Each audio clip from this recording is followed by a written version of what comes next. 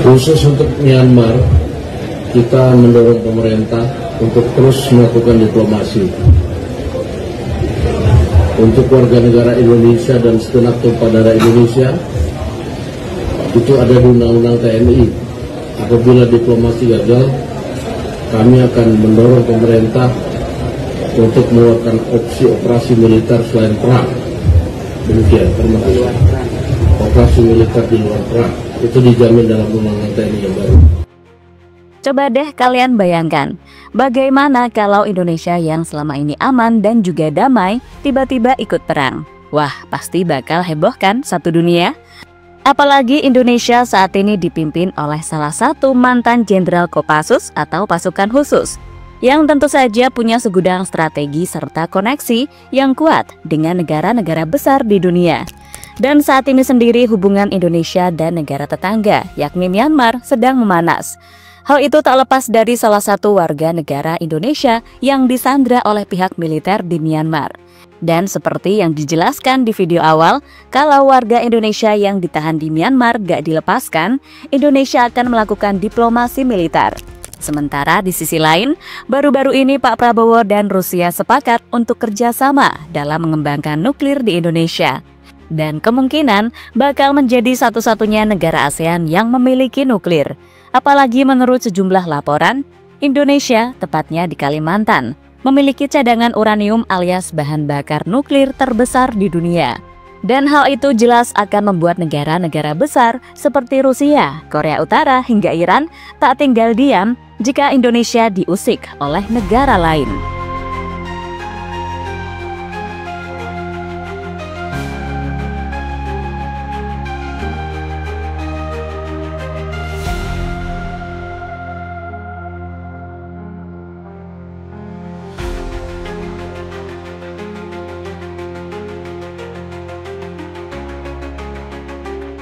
Akhir-akhir ini dunia sepertinya memang sedang gak baik-baik saja. Ya gimana gak gitu. Di Timur Tengah, Iran Israel baru saja melakukan gencatan senjata usai bertempur selama 12 hari. Setelah sebelumnya, ada perang antara India Pakistan di Asia Selatan. Lalu Rusia dan Ukraina, yang hingga detik ini masih saling melemparkan bom-bom dan rudal balistik satu sama lain. Ditambah sikap Amerika yang kalian tahu kayak gimana, bikin semuanya jadi ini itu. Nah, di Asia Tenggara, situasinya nggak kalah panas. Setelah Thailand dan Kamboja, kali ini ada Indonesia yang dalam tanda kutip berpotensi perang sama junta militer Myanmar. Di mana hal itu terjadi setelah seorang WNI yang merupakan selebgram berinisial AP ditahan oleh junta militer Myanmar.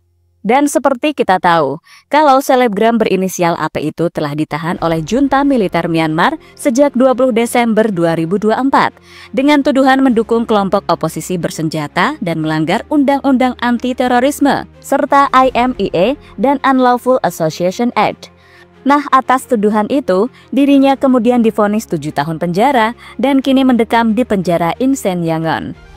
Tentu saja, kasus ini bukanlah yang pertama, sebab menurut data yang ada, Kemlu RI telah berhasil mengevakuasi ratusan WNI korban sindikat penipuan daring yang dijaring di Myawaddy. Dan dari data-data itu, 554 WNI dievakuasi pada 17 Maret 2025 melalui Thailand. Sebelumnya, ada 84 WNI juga berhasil dipulangkan pada 28 Februari 2025. Akan tetapi semua itu diketahui masih terdapat puluhan WNI lainnya yang berada dalam kondisi rentan di Myanmar. Jelas fenomena ini pada akhirnya menunjukkan pola berulang, yaitu WNI direkrut lewat penipuan pekerjaan lalu terjebak dalam kondisi kerja paksa, penahanan, bahkan penyiksaan oleh jaringan penipuan serta otoritas militer Myanmar.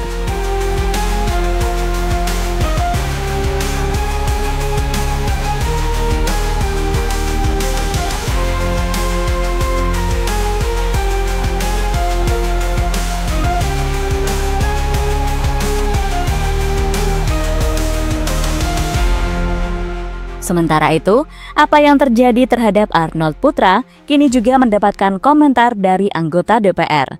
Wakil DPR yakni Sufmi Dasko akan mencoba berdiplomasi dengan Myanmar untuk membebaskan Arnold Putra.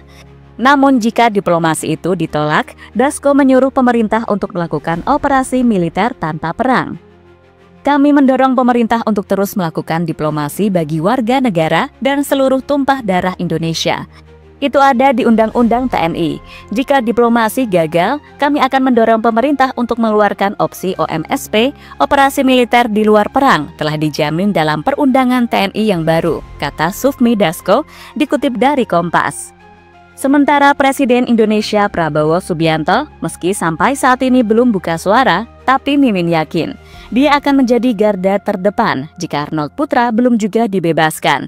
Apalagi Pak Prabowo ini merupakan salah satu jenderal pasukan khusus terbaik yang pernah dimiliki Indonesia. Jelas dia punya pengalaman dalam mengatur strategi dalam perang. Bahkan sebelumnya, Pak Prabowo pernah mengatakan jika dibutuhkan dan terdesak, Indonesia bisa saja mengirimkan pasukan untuk berperang.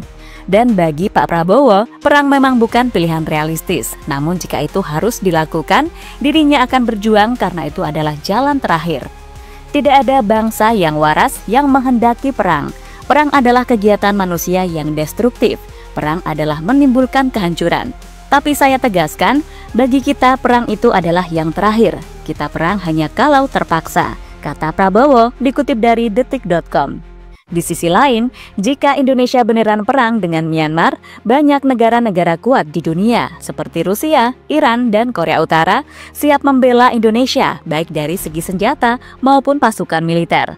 Wah, kalau gini Myanmar bisa rata.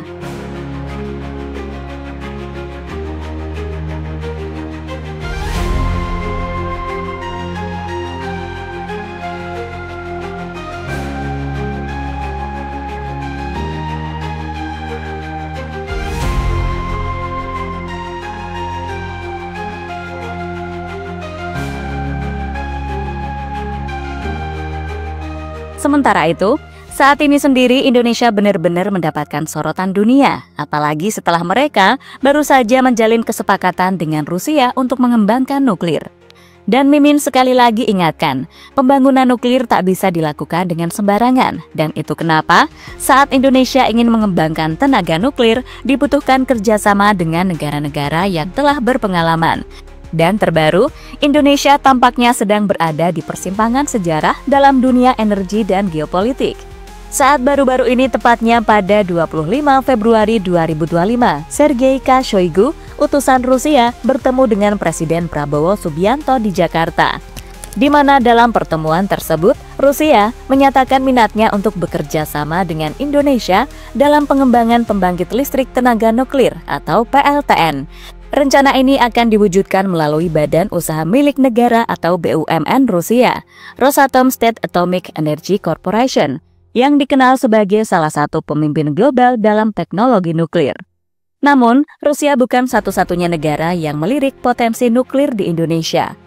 Saat negara adidaya lainnya, yakni Amerika Serikat dan Cina, juga turut serta dalam persaingan ini. Kedua negara dengan ekonomi terbesar di dunia itu menawarkan kerjasama serupa untuk membangun PLTN di tanah air. Dan jika benar terjadi, Indonesia bakal menjadi negara Asia Tenggara yang mengembangkan nuklir sekaligus makin dilirik oleh dunia.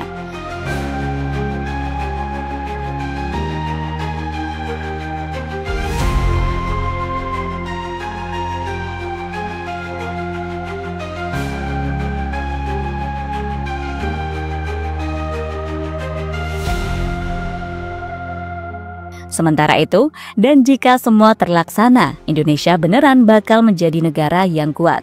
Dan untuk jadi negara kuat, sebuah negara harus punya pengaruh, stabilitas, dan kemampuan memanfaatkan peluang. Nah, nuklir, khususnya pembangkit listrik tenaga nuklir atau PLTN, bisa jadi salah satu kunci ajaib buat Indonesia naik level. Sederhananya gini, nuklir itu ibarat otot baru buat energi Indonesia. Bayangin, satu PLTN berkapasitas 1000 MW bisa nyalain kota besar kayak Jakarta tanpa bikin polusi. Dan kalau Indonesia punya beberapa PLTN, kita nggak cuma ngomongin listrik murah, tapi juga kemandirian energi. Dan fakta bahwa kita punya thorium dan uranium di tanah sendiri bisa jadi bahan bakar strategis. Maksudnya, Indonesia nggak perlu takut kehabisan bensin kayak negara lain yang impor bahan bakar. di mana dengan PLTN bisa jadi bensin buat industri Indonesia. Listrik murah dan stabil buat ekonomi. Harusnya makin maju dong. Startup teknologi sampai UMKM bisa tumbuh kencang. Dan kalau listrik gak lagi mati-mati di luar Jawa, investor harusnya bisa makin banyak yang masuk. Bayangin, Kalimantan atau Sulawesi jadi pusat industri baru. Dan pada akhirnya, apakah nuklir bikin Indonesia jadi bos besar di Asia? Menurut kami, kalau kita mainkan kartu ini dengan cerdas, jawabannya bisa iya banget. Bayangin, Indonesia punya PLTN canggih, teknologi mutakhir, dan duduk bareng dengan negara-negara top kayak Jepang atau Korea Selatan. Di meja diplomasi, suara kita bakal lebih lantang, apalagi dengan AS, Rusia, dan Cina ngantri jadi teman dekat. Dan setelah semua dirasa sukses besar, pelan-pelan Indonesia bisa mengembangkan senjata nuklir seperti negara-negara besar seperti Rusia, Amerika, Korea Utara, Jepang, dan juga Cina. Dan tentu saja nantinya Indonesia bakal menjadi salah satu negara superpower di dunia.